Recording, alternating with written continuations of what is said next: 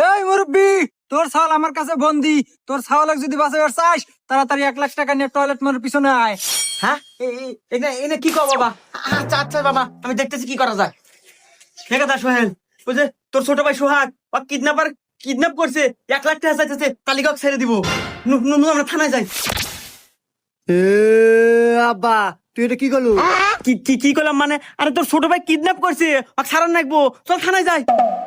আব্বা তুই আমাকে এখনো চেনস নাই? আমি কেডো, আমি সিংকু মাস্তান। এই পুরো এলাকা ত্রাস করে খাই আমি। আর আমারই বাইক কিডন্যাপ করছে, ওই জন্য তুমি থানায়। ওই সময় আমার নাই, আমার বাইক বাঁচানোর জন্য আমি একাই যথেষ্ট। তুমি 2 মিনিট দাঁড়াও, আমি 1 মিনিটে নিয়ে এসতেছি।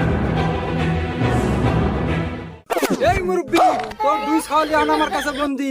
যদি 2 ছাওয়ালক বাঁচাবার চাস, তাড়াতাড়ি 2 লাখ টাকা নিয়ে আয়। হেই বালের ছাওয়াল পাল দুইটার একটু নেকবে না আমার। গজব বেইজ্জতি।